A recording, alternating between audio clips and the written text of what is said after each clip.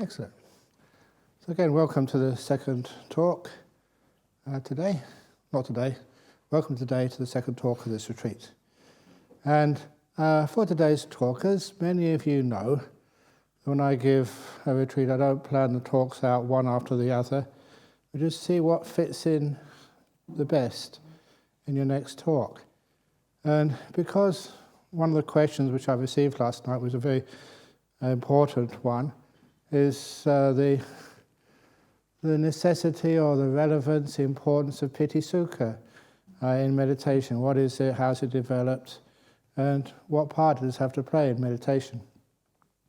And because of that, I thought it'd be a nice, Piti Sukha is this joy and happiness. It's got so many different translations, but like feelings of either physical or mental pleasure, which happens in the meditation. And in order to give it a bit more importance, I thought I'd, this morning, just talk about the Anapanasati Sutta. And I think it's a good time to do this, simply because it's one of the most important meditation practices taught by the Buddha. And it fulfills all the four satipatthanas at the same time as doing the breath meditation. Many people learn the breath meditation, but very few people do it in a way which actually leads to deep states of mind. And some people get frustrated. You may think, how easy can it be? All you need to do is to watch your breathing. Simple thing to do. So first of all, if I teach people meditation the very first time, it's always wonderful when they haven't got any other conditioning to argue against.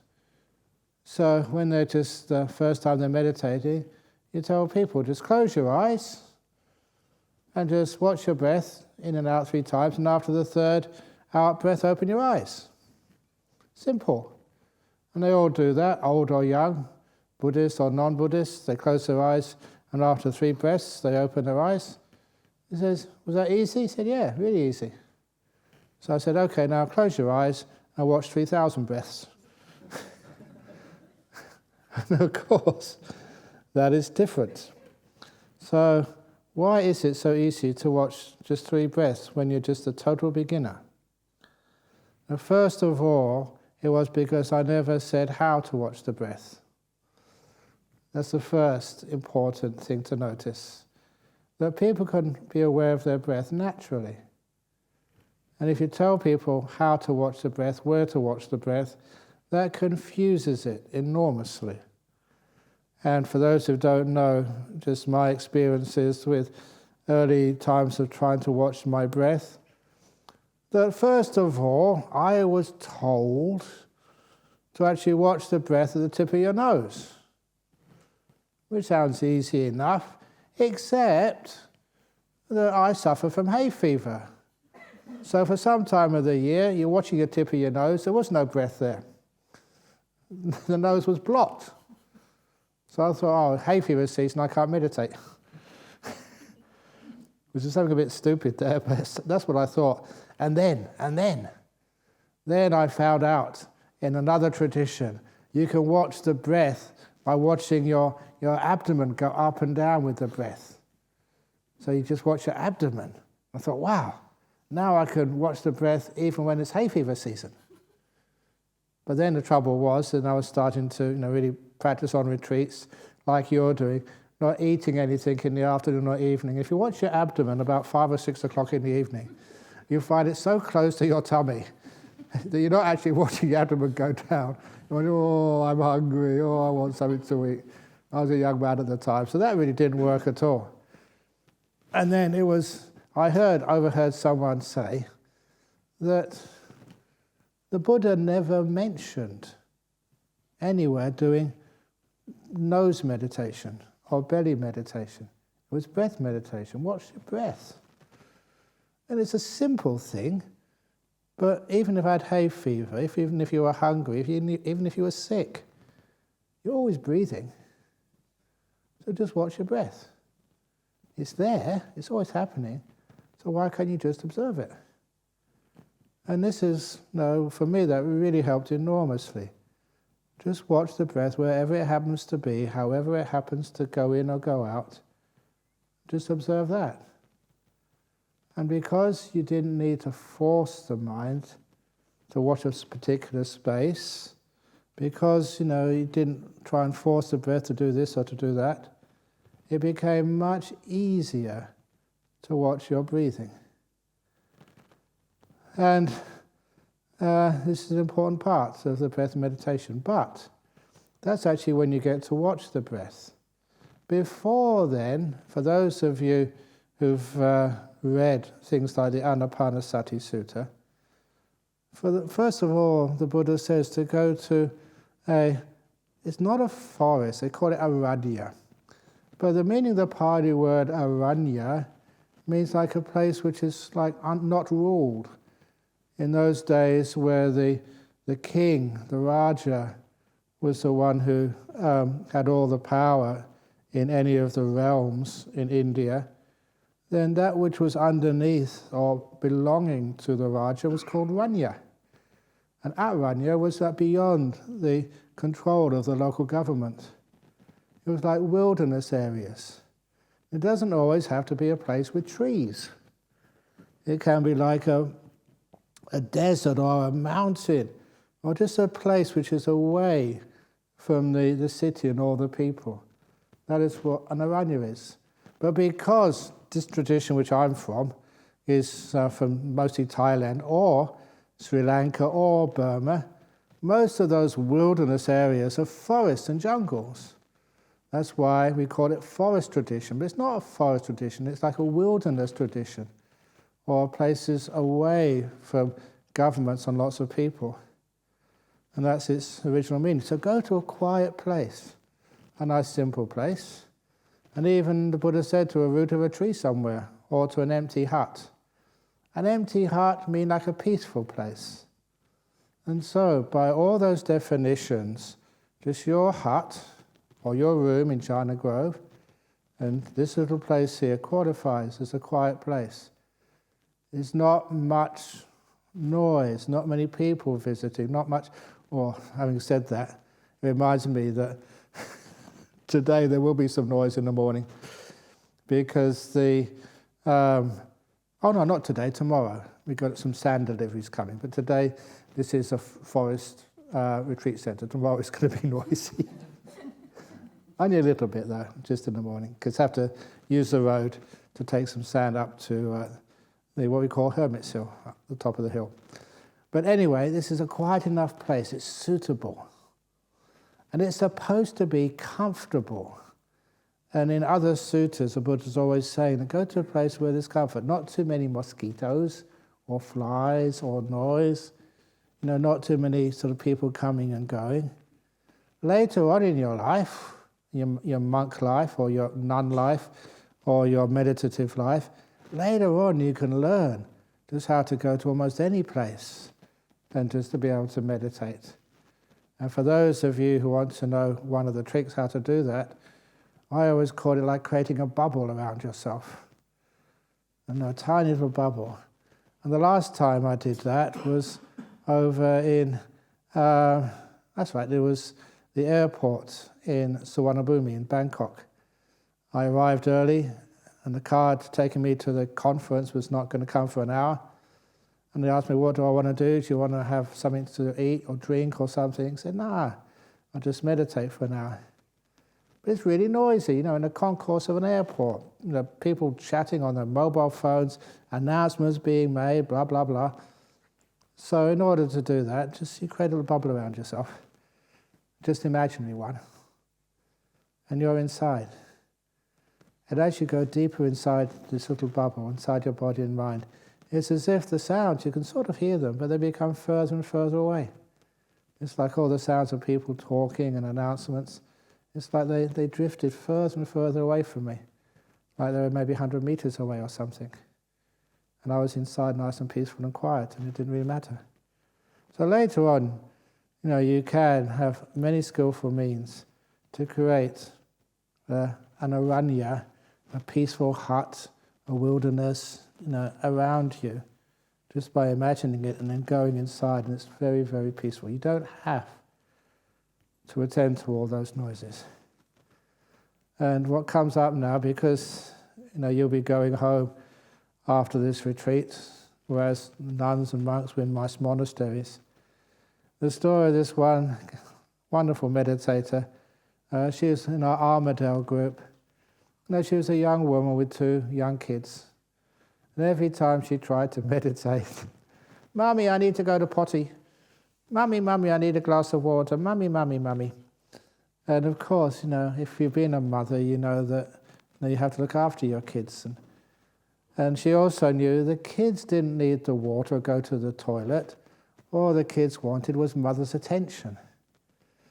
So then she decided to sit her ground, to sit there and just, "Mummy, Mummy, I need a glass of water. Mummy, Mummy." And she didn't move. So then the kids started climbing over her while she was meditating. She had long black hair and started pulling it. "Mummy, Mummy." And of course she would get up. Then one day she decided, "No, this is it. I'm not going to move. I need my meditation." So that was when she told me she sat down, and the usual technique of trying to get her attention started to play out. "Mummy, I need to go to the toilet. Mummy, I need a glass of water." Then pulling her hair, climbing over her. "Mummy, I need a glass of water," shouting in her ear, but she didn't move. And then she told me that she was very impressed with her children's innovation. They must be only about 4, 5 or 6 or something. "Mummy, Robin's got the carving knife out of the kitchen drawer." "Mummy, Susie has turned on the gas." And she was really quite touched by just how those kids, they were just really upping the odds, like in a poker game. If you don't come out of meditation soon, we're going to carve up each other and you probably too and blow up the house. But she sat there and she just turned off from what the kids were doing and just carried on meditating. And she said with a wonderful smile, which I will never forget on her face, after only half an hour of meditation, I came out and the kids were still in one piece. There's no blood anywhere. And the house hadn't blown up and burnt down. And the 2 kids were playing together quietly in a corner. And he said from that day on, she could always sit down and meditate, and the kids would respect it. She'd won her time to meditate. And I also mention that because sometimes there's noises, there's conversations, things happening. They don't really concern us. But sometimes we go out there just in case. And if a mother can do that with her kids, "Mummy, he's got the very sharp carving knife out of the drawer." If a mother knows that she doesn't really need to attend to that, she can trust her kids, then she has the time to meditate. So if you can trust that, you don't have to check your mobile phone. You're not that important. You don't have to do anything. And then you win your quiet time. So that was the first thing, to just give yourself some space. What I always said, to grant yourself moments of peace. Because you have to give yourself those moments of peace. You deserve it, but it's not as if it's like there for you, because the world is always calling at you, always demanding your attention. There's always something to do. There's an itch to scratch, a noise to see, is that dangerous? Or maybe some little wobble on your mobile phone to say there's a message coming through, and crikey, this might be important. No, leave it alone. Give yourself these moments of peace as your gift of generosity and kindness to yourself. Grant yourself moments of peace. And then when you sit down, the next thing which the Buddha says in Anapanasati Sutta, before you even start watching the breath, you're sitting down, quiet place, closing your eyes, and establish mindfulness as a priority. Now, many times People translate that phrase as establishing mindfulness before you, or in front of you. And before I learned Pali and read sutras and Vinaya in Pali and get to understand what these words actually mean in practice, that was actually the Professor A.K. Warder. That was his main advice, how to learn Pali. Just learn basic Pali, but then start reading it. Start reading the sutras, and the Vinaya especially in Pali, because there you can see the words being used. Vinaya is like the monastic rules and the stories. And there you see these words being used in general life. And it gives them a much, not in a philosophical life, but in an ordinary life, so you can get to understand what these words really mean. And then, you learn that sort of Pali just by usage, and you find that there's some really strange translations which became current. And one of those translations is in this Anapanasati Sutta, to establish mindfulness in front of you. And even before I knew Pali, in front of what? Where am I? We're not supposed to exist anyway in Buddhism, anatta. So what does it mean, in front of you? And some say, in front of your nose. That's not where I am. I don't live just behind my nose. Maybe I'm up here, so maybe I should watch my breath up here somewhere. Or, are you in your heart? Should you watch your breath here? The whole thing became very confusing. But then once you realize that in front does not mean in front of a person, but in front means the same as the English word priority. The prior of a monastic institution, was the head nun or the head monk. It was put that in front. So the first thing with the meditation on the breath becomes making mindfulness the most important thing to begin with. Before you even try and watch the breath, are you really aware and mindful? And to be able to do that is one of the reasons why that I've focused and taught on just present moment awareness and silence in the mind. Because if you're not in the present moment, if you're not here, how can you say you're mindful? And you're not. I was having a nice discussion last night. Went over to Bodhinyana Monastery for tea time with one of the monks there, Venerable Mudito, and he's saying that some teachers were saying there's no such thing as bad mindfulness. And he asked me, do you know any cases of bad mindfulness? I said, of course. There's wrong mindfulness, there's right mindfulness. And there's not just all mindfulness is good. And the different types of mindfulness, the qualities of it. And one of the things which I've already mentioned, which I hope you can experience some of this, is the powerful states of mindfulness and the superpower of mindfulness. I had to give these words to mindfulness. It's not all the same. Even a drunkard is mindful enough to get home, but you can't really call that good mindfulness. Even a sniper working for the US Marines learns mindfulness as they're about to shoot somebody. Is that being mindful, about to kill? So, I would say that there is many examples of wrong mindfulness, but the important part here is that we're establishing that mindfulness, making it strong, and also making it focused. If you're in the past and future, you're not aware of what's happening right now. You can't have those two things. So that present moment awareness, and that's in the Bhaddeka Suttas. Someone said, are you just borrowing from, what was that fellow's name? Eckhart Tolle or something. No, it's Eckhart Tolle was borrowing from the Buddhists. The present moment awareness has been there since the beginning. Being here. And it's a wonderful thing to know that this is part of mindfulness. And secondly, having that inner silence. And here we go again. I mention this simile every time I teach a retreat because it's the best simile which I've ever heard about about silence, and that was the... please excuse me, those people have heard it many times. I've heard it more times than you have, every time I teach it. And that's the one about Lao Tzu. Yeah, it was Lao Tzu. And he had a little arama, a little monastery place where he was teaching his disciples. And every evening he would go for a walk. He would allow one follower to go with him on a walk in the evening.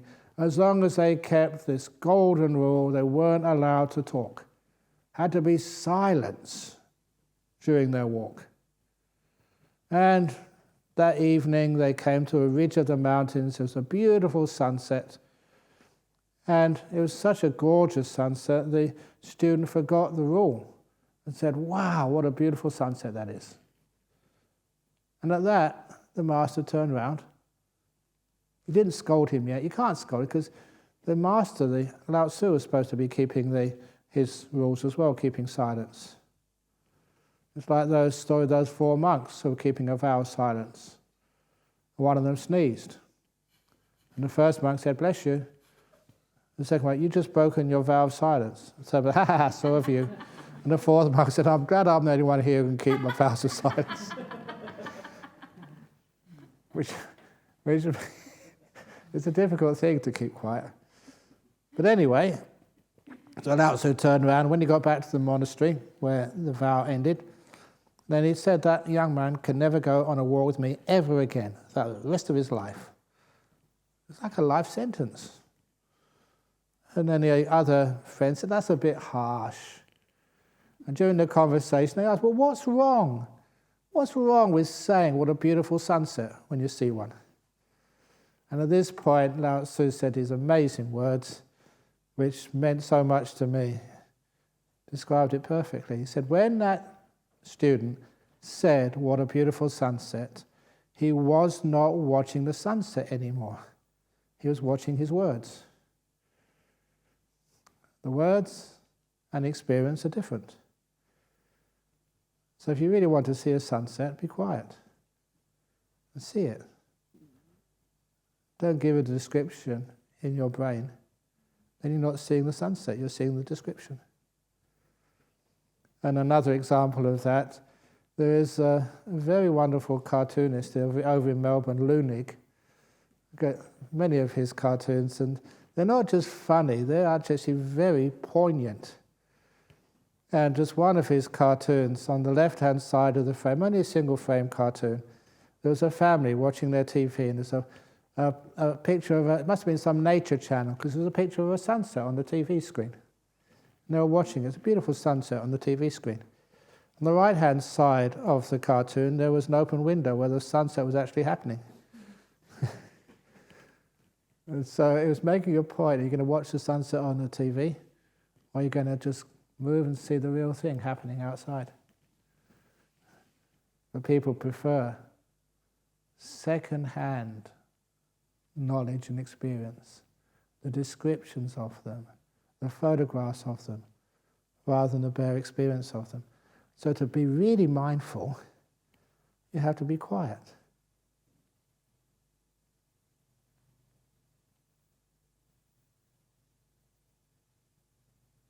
How easy it is to be quiet.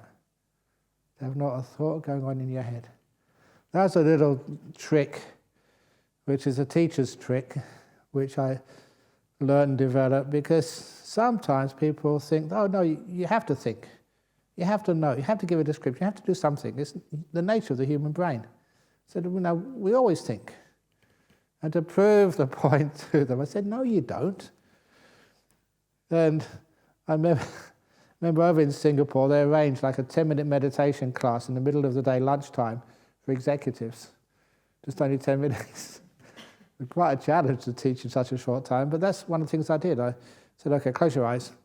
Now listen very carefully to what I am saying." Because you'll begin to notice many spaces between my words. In those spaces, what was going on in your mind? You were quiet. You never knew when I was going to start speaking again. There it is again. They get to understand what the silent mind is. You experience it. And everyone who experiences it, especially the first time, it's very profound. If anything deserves the description of being holy, that silence does. It's meaningful, profound, and you can see there's so much rest, stillness, depth in that silence. And once you learn to notice it, then you find it's there more times than you ever thought. The thing is, we don't notice things like silence. We notice what's before and what's after. In the same way, it's another little trick. When you come in this meditation hall, what do you notice in this hall? The walls, the Buddha statue, the monks, the nuns, people, chairs. Don't you really know that in this hall there's more space than there are things? It's a huge hall. There's more emptiness in this hall than there are people or chairs or floors or walls. You just look at things in a slightly different way. Not people, but what's between everybody, which is nothing. And I just love using those different ways of perception. When we were going to do one of these conferences, again, this was going to be in Singapore, they wanted to bring some publicity to it. So we went out into the straits between Indonesia and, between Indonesia and Singapore. And we poured some holy water into the straits so it could spread all over the world. And you had to make things up as you went along, as usual. And so they managed to get a Straits Times reporter. That Straits Times is the newspaper in Singapore, to come along. And what do you think about this, Ajahn Brahm? I had to say something profound. And a lot of time I say stupid stuff, but every now and again I do hit the mark, and that's what I always tell you. And the smart things which I say. I say then that this water, these oceans, they don't separate our countries. They actually unite us and embrace us. They're all around us. The water which surrounds Singapore and Malaysia and Indonesia also embraces Australia and United States and UK and Europe. You can imagine it, just like these wonderful arms flowing around our planet, embracing everything. They don't separate us. That's what unites us. Yes, I'll write that down. Just seeing things in a slightly different way. And it makes the idea of silence so important. The space between things. It's in the silence, that's where you can really be mindful. And you can't say too much about your past, before you were born. There's obviously some things were happening in that past lives. Because I still remember going to primary school. I always did very well at school. Even though my family were really poor, lower working class, it was always... I don't know how many stories I've shared with you, but even once, they have the parents' teachers' days, nights, evenings. So when I went to this really good school, scholarships, of course, and my mother and father went to speak to my teacher. I must have been about 13 at the time.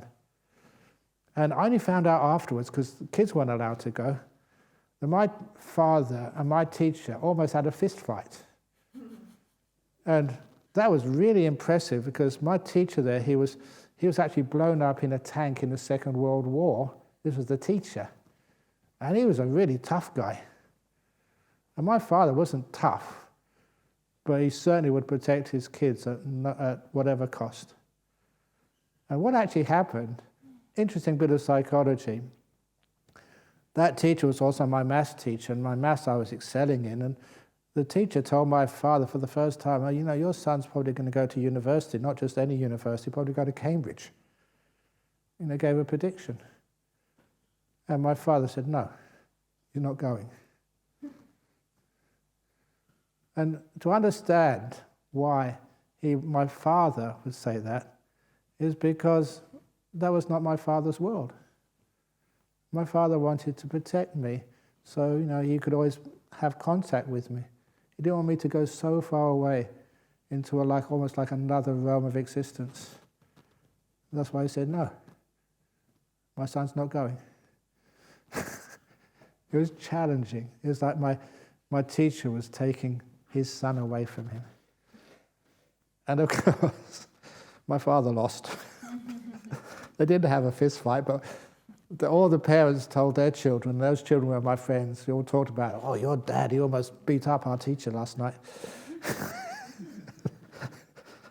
So anyway, that's where it's from. You can actually see where all this stuff is coming from. But the reason I was doing really well, it wasn't some natural ability. One of those natural abilities where I could listen. When the teacher was giving a lesson, I'd be sitting there, and I would call it these days being mindful. Listening to every word that teacher was saying. Not thinking, not worrying about what's going to happen in the soccer match on the weekend, not worrying about what's on TV tonight. Just really in this moment listening to what the teacher said. So you could recall it. It wasn't effort, it was just part of my nature, which made education very simple for me. And to these days I teach kids of people who want to hear that your brain is like a sponge. If your brain is so wet, so soggy, you can't actually soak up much from the table which you've spilt. But if your sponge is really dry, you can soak up everything.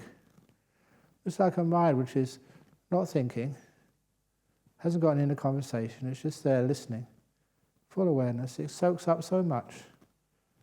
And it also has a natural ability to remember.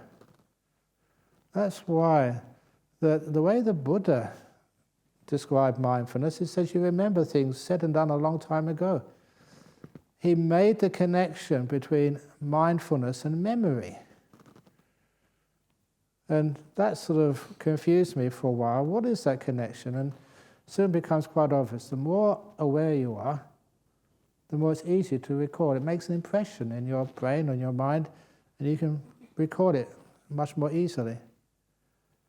And that's an important point because sometimes people feel they need to take notes when their meditation is happening. It's an important point here. I've got to remember this. Trust your mind. It will remember. If you're aware, mindful, the deeper you get in meditation, the easier it is to remember what happened and why.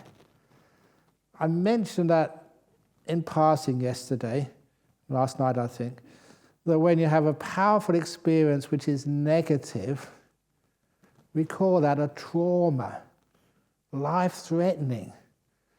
And I don't know if you've ever been close to death. One of the times when I thought I was going to die was when I fell off a cliff as a young man. And I was just backpacking in north of Scotland. And I lost the path, and then the path was next to the cliffs, and you couldn't see because grass had grown over this little indent in the little sheep path I was going on. I had a big heavy backpack on, and my left foot, I still remember this, left foot just trod on the next step and there was nothing there to hold you on, so you started falling. And the backpack twisted me around as I was falling, and I was actually facing this cliff, and the cliff was going, and I thought, oh, this is it, I'm going to die. Because it's a really steep cliff. And then you didn't know what was going on, just seeing this wall of those rock or mud or whatever it was, just going past you again and again and again. And then you felt the earth underneath your feet, so you bent your feet, rolled over a little bit and stood up. And I was alive. I think one of the nails from my one of the toes was ripped off. That was unpleasant. But other than that, there was nothing wrong with me. I looked up at the cliff. It was only about 2 meters high.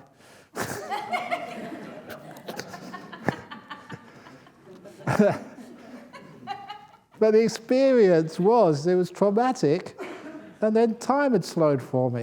It was like it went on forever. And I couldn't believe it was only about 2 meters high. It's one of the reasons why I survived, but the experience was really unforgettable. Time really slowed down. Until what must have only taken maybe a minute, or not even a minute, 30 seconds, or like it was 5 minutes. That's what happens when you're really mindful, because you're afraid of dying. Even time starts to become a bit abnormal. But you remember that experience because it's heightened awareness. Unfortunately, we only have that word trauma for negative experiences, not beautiful experiences. And when you have deep meditation experiences, well, that's like a trauma, but the positive side of the trauma. In other words, you can't forget it. You don't want to forget it. It's great. Which means that you don't need to take the notes. You remember perfectly, sometimes for years, and accurately too. So that means you can be silent, and you can be in this moment. And when you're in this moment of silence, at least know a significant amount of present moment awareness and silence. You don't have to be absolutely perfect. I call that the establishing mindfulness as a priority. It's one of the reasons why you spend so much of the first few days of a meditation retreat not talking about deep meditation or how to watch the breath, but just get the preparations right first. Resting, relaxing, not doing very much, learning how to be in this moment and appreciate this moment. As I said, sitting outside the kitchen just on a nice sunny afternoon, just watching the trees grow. Just being here. Instead of trying to get somewhere. Little by little, when the mindfulness is strong enough, then when you either choose to watch the breath, or I've told many people I never choose to watch my breath, just the breath comes when it's ready. Whenever I'm ready, my mindfulness is enough, there's nothing else going on. So you start watching the breath, and then it's just so easy to watch the breath. What I have found that too many meditators, they try and watch the breath way too soon. There's a lot of ego involved in that. I'm a real meditator, I've been doing this such a long time. I'm not going to mess around with this present moment awareness and pop psychology and stuff. I'm going to just go right for it. I'm going to get enlightened on this retreat. That type of attitude, that gets you headaches and gets you pain. So instead, you just do it through wisdom power in the present moment. And when the breath comes, it's there, silently. In this moment, you just watch it. And it's easy. And it's easy also because you're relaxed enough, it becomes beautiful. So in the Anapanasati Sutta, the Buddha said you can watch the breath as it goes in and go out, long or short. That was another thing which confused me with that sutta, because sometimes my breath wasn't long. How long should it be? I mean, really long? Is that long enough? But what it meant, it took years of talking to other monks, understanding it yourself, messing around, trying, and trying this, trying that. You realize all this means is you know it's long or short, in between, because most of my time my breath wasn't long, wasn't short, was in the middle somewhere. That was enough.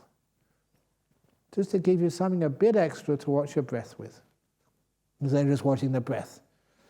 So because of that, many people have these different ways of fulfilling those first two factors of the Anapanasati, to watch short breaths or long breaths. And how they do it is sometimes they use little mantras, words. In Thai it's Buddho, Buddho, Buddho, but that didn't really work for Westerners. It worked for Northeast Thai people, but it didn't even work for Sri Lankans or Burmese. So, the next one I tried to invent, for Westerners. When you breathe in, you think of the word shut. As you breathe out, up. Shut. Shut. It was useful, but people thought it was too funny. So they stopped that one. Then we had this other one, which was, from Thai. It was like, die near, die near, die near. In English, it means, I will die, that's for sure. Breathing in, I will die. Breathe out, that's for sure. That's actually powerful. You're doing the breath meditation, but also you're including sort of a death meditation as well. And that's especially useful if you do walking meditation. We do walking meditation. So you start, your right foot moves, I will die, left foot, that's for sure. I will die, that's for sure. I will die, that's for sure. I will die, that's for sure. You try it. It's gorgeous. First of all, you think it's stupid. But you carry on. Get to the end, you turn around, I will die, that's for sure. Many of the things, which are said in religious practice, or which I say, you can say, oh, maybe it's true, maybe it's not, but that no one can argue with. I will die, that's for sure. So that means you can't philosophize, you can't argue about it, it's true. I will die, that's for sure. And then you just keep saying that, and eventually it gets past all those resistance barriers which you put up in your mind. All those arguments which try and protect a life which you want to be rather than the life which actually is. And you get real. You know it's real because you start to feel fear. I will die, that's for sure. But you carry on walking. And the fear doesn't last that long. When you get past that fear, I will die, that's for sure. There's a wonderful sense of renunciation. Or 90% of the stuff which you worry about. That's a pretty conservative number, 90%. You worry about. You don't have to worry about it at all if you're going to die. Yay. I will die, that's for sure. All right. There's trouble when you give all these nice funny stories. Like good old Ted. He was one of the first people in the hospice, St. John of God's Hospice in Murdoch. He was there, lung cancer. And you go in those, it's a one-way ticket. You're not supposed to come out except in a box. Just your last few days. Be looked after. No medication, no cure. So he was there, I went to visit him. How's it doing, Ted? What he said, it's wonderful. Because when he went in there the night before, the nurse said, well, what do you want for dinner, Ted? And that's when he said, well, I've got diabetes. So I can't have anything sugary or syrupy. I got hardened arteries. I can't have anything salty. I've got cholesterol. So, I can't have anything sort of oily or... And the nurse looked at him and said, Ted, diabetes is not going to kill you. You're not going to have a heart attack. You're not going to sort of die of cholesterol. You're going to die of cancer in about 4 or 5 days. So you can eat whatever you want. Syrupy, sugary, salty, lots of grease and oil. And his eyes went wide, he told me. Really? So, and all this food, he said his wife had never allowed him to eat for the last 3 years. It didn't matter now, he was going to die. I will die, that's for sure. Yay! And he got better. Absolutely true. A ridiculous story. But he walked out of the hospice after about a week or two. His cancer had gone into remission and he had to serve another 6 months. And when he went back to the hospice, next time he died properly. But he had an extra 6 months of life. You can see why, because the joy, the happiness, that just busted the cancer for a while. But the whole idea, he didn't need to worry about anything because he's going to die. Yay! So that little mantra, I will die, that's for sure. It's a bit challenging at first, but you just persist with it, and then, wow, it's amazing. You don't have to worry about a thing. Yay! So anyway, that's the one which I mostly use and teach is as you breathe in, breathe in peace. Or if you're really tired, breathing energy. But you have to really do this with imagination. What does energy mean for you? And just imagine just energy coming into your body with your breath. Or peace, what does peace mean? How does it feel? Paint a picture. So when you feel peace, or health, if you're very sickly, feel health coming in, real strong health. And as you breathe out, let go, whatever you want to let go of in your body or mind. Breathe in peace. Breathe out, let go. That's very powerful. Just doing that much. Okay, it's not getting into enlightenment, but it actually does a lot for your physical health and well-being, your mental health and well-being. So anyway, that comes stages 1 and 2 of the 16 stages. So I've only got 14 minutes and there's only 14 stages to go. 16 stages. Doesn't matter. So that's when you start to get to know the breath. And then the next thing which happens in this stage is to know the whole of the breath from the beginning of to the end. Your mindfulness is increasing now. So you can not just see breathing in, breathing out. See from the very beginning of an in-breath. Just now, when I say go, just close your eyes and just watch one breath from the beginning to the end. Not just in, out, but from the beginning right to the end. Okay, go.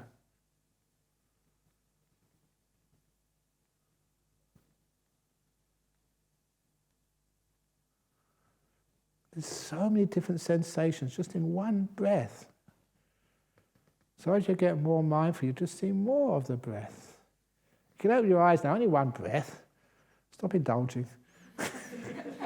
It's nice, isn't it? Sometimes when I do that myself, I have to really force my eyes to come open again because you enjoy it. And as you're watching, just a full awareness of the breath, it's just a sign your mindfulness is increasing. Then you calm down. What the Buddha said, he called it, this is kaya sankhara, it's a bodily experience. What you're watching at this point is how the body senses. 6 senses in Buddhism: seeing, hearing, smelling, tasting, touching, and knowing. And you're experiencing the breath through the sense of touch. And then, 5th, 6th, 7th, and 8th stages of Anapanasati, this all happens naturally. You don't say, I've done stage 3 now, how do I move from stage 3 to stage 4? No, stage 4 is right in the center of stage 3. Stage 5 is in the center of stage 4. It just develops, opens up by itself. So then, you experience piti, this joy, as you're breathing in and out. You experience happiness as you breathe in and out. And sometimes, what's the difference between this joy and happiness? I started to try and figure that out for years. But it's only until, quite frankly, until you have experienced the 2nd and 3rd jhanas that you understand the difference. Because they always go together, inseparable, except in the 3rd jhana. There the piti disappears, you're just left with sukha. So only then do you understand which one's which. You don't really need to know, it's just experiencing bliss, joy, happiness. First of all, small amounts of happiness when you're watching the breath. It feels nice. And then you say they feel the whole of the citta sankhara. And again, sometimes those Pali words, when you know your Pali, they just give you the information that this is the happiness, the joy which the mind adds on to the breath. It's not in the breath by itself. Otherwise everyone would feel that. So the mind is nice and powerful, the mindfulness is getting strong. Whatever it looks at, it sees beauty in it. It's weird. But you see beauty in all sorts of different places. One of the other stories of meditating, we're doing our walking meditation in Thailand during the rains retreat on a concrete floor. It's the only place which was dry. And the concrete floor was laid by the villagers. It was all bumpy and just grey. To be able to screen it and make it flat, they would spit on it, give it a bit of moisture, then sort of brush it smooth as possible. It wasn't very successful. It was a very bumpy floor. But that was an important part of this experience because I was just doing walking meditation. When you do walking meditation, like in these halls here in the back, you start the beginning, obviously. It's a great place to start at the beginning. And you look about a body length in front of you, 2 meters, 1.5 in front of you. You only do that so you're not going to step on something which is going to harm or hurt you, and you're not going to hit the wall because you're looking in front, you can see it coming, which means it's just for safety. Don't close your eyes, otherwise you don't know where you're walking, you bump into stuff, and you haven't got the insurance for that. So keep your eyes open. Just down, don't look to the left, look to the right, just 2 meters, 1.5 meters in front of you. And as you were walking, as I was walking on this concrete, I just had to stop because your awareness got so strong. The piece of concrete in front of me, just almost like it emerged. This beautiful work of art. And it had contours. It had like a relief, because it wasn't that flat. It was like hills and valleys, and all different colours. I can't say this anymore. I will say this here. It had so many different shades of grey. But apparently that was a movie which was a bit naughty, so I can't say that anymore. But this was a long time before stuff like that. And so all these amazing sort of different colours, and it was beautiful. And I just was standing there watching it for about 10 minutes, not moving, and thinking that I want to cut that out, get some saw, cut the piece of concrete out, which was the most beautiful piece of concrete I'd ever seen, and put it on the wall somewhere. It was a great work of art. And it was one of those other experiences, like the clump of bamboo or the number 2 in the toilet block over there. But sometimes the most unexpected things look so incredibly beautiful. This is the Chitta Sankara, the Piti Sukha, which is coming up. It's wonderful to be able to do that, because you can see beauty and happiness in so many different places where you never expected to see them before. And you have a source of happiness. It's coming from the mind, the way the mind sees things. Instead of trying to create it outside, you're creating the stillness, the peace, the mindfulness, so you can see it inside. That becomes the 7th stage of the Anapanasati. The 5th, 6th stage, and the 7th and 8th, of just be experiencing this breath as a delightful breath, and full of joy. And I'm sure this will happen to you. And the level of that happiness and joy, the standard description I give is that sometimes, just after talks like this, people carry on meditating, and it gets to 11 o'clock, your lunchtime, and people are having such a wonderful time meditating, really enjoying it. They know they're not in the deep jhanas or anything yet. They're enjoying the meditation so much, they know this is lunchtime. And they have this choice. Should I stop meditating and have lunch? Or should I stop lunch and carry on meditating? Even though they know there's going to be no lunch this afternoon, there's no dinner this evening. They're going to be hungry. And people carry on meditating. Well done, sadhu, sadhu, sadhu. Yeah, you're just a bit hungry, but just getting that joy in meditation is worth it. You know what we're talking about. You can go without food for one afternoon, have a big breakfast tomorrow. It's no big thing. But the big thing is having the joy in meditation.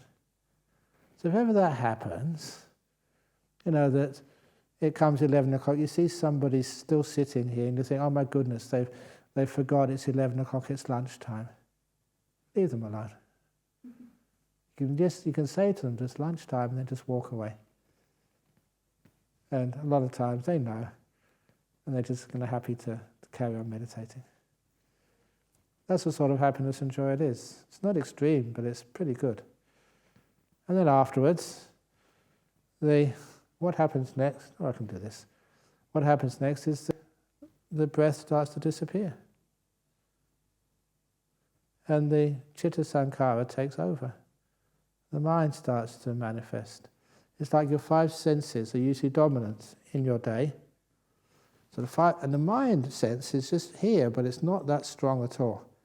We spend too much time seeing things, hearing things, thinking things, but not actually knowing them. And after a while, in meditation, we subdue our 5 senses. There's nothing much to stimulate you here. And so after a while, those 5 senses get quite weakened, and the 6th sense, the mind, gets strengthened until they become pretty even. When they become even, that's when you start to experience a lot of joy. And as those 5 senses get even more weakened, and the mind gets stronger, that's when you start to experience this citta very clearly, this mind. Most people experience it as what we call these nimittas, which are mostly like lights in the mind.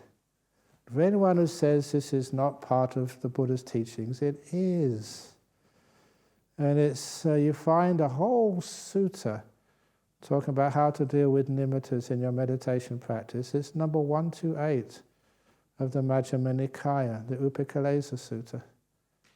But the problem was that the main translator, which was Venerable Bhikkhu Bodhi, he translated the word nimitta as that thing, T-H-A-T, and then T-H-I-N-G. And I told him off about that. He said, "You're almost like you're hiding this important part of Buddhism meditation, nimittas." He said, "It's in the footnote," he said.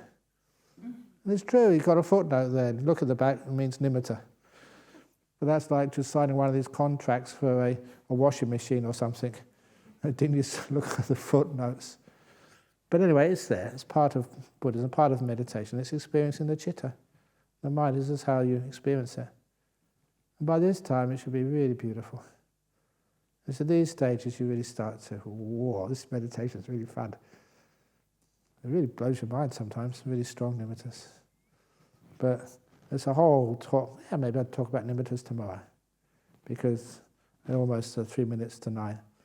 And those nimittas are basically the 9th, 10th, 11th stages of Anapanasati. And the 12th is when you go right inside those nimittas into the jhana realms. They're gorgeous. All because you're really calming your mind down, becoming still. And those nimittas, you're not watching the breath anymore, you've transcended the breath. Still counts as breath meditation because the breath has led you in there. But in all these different stages of meditation, every thing which you use, whether it's watching your body at the beginning, then watching your, say, present moment awareness, silence, watching your breath, then letting the breath go and watching the nimittas, and the nimittas to the jhanas, and the jhanas to the great insights. All of these ones are just like different vehicles which you use at different stages of the journey. And I used to say this because on retreats, because many people used to come from overseas to a retreat like this. Many people were just really, COVID. Wasn't for that, they'd be here on this retreat from overseas. I was really amazed that even though we can't have anyone from overseas or even from interstate on this retreat, still is it full 60 people, Leha? 54, because we closed one cottage. Oh, we closed one cottage? Okay, 54. But there's no shortage. If you wanted to fill that last cottage, could we have done? Just with locals. It's amazing. Just even without any visitors from overseas, there's plenty to fill this retreat.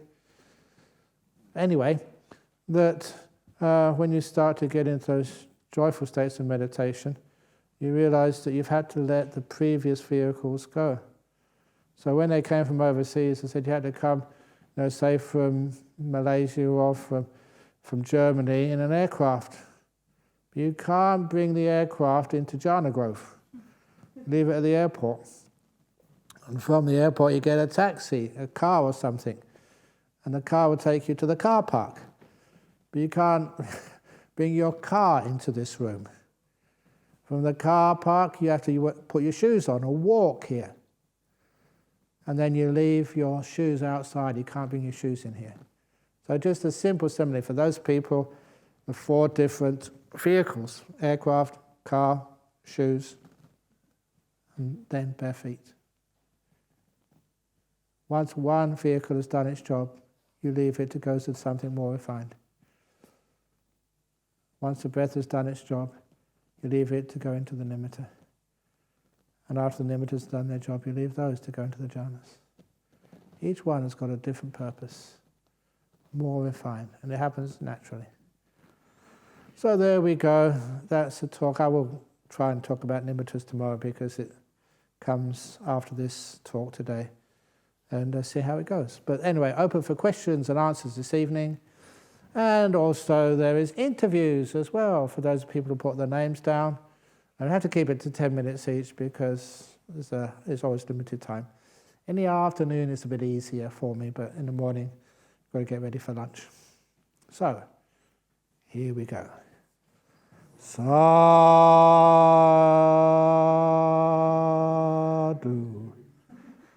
Be patient.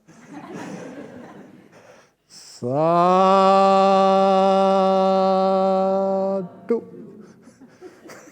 Sadhu.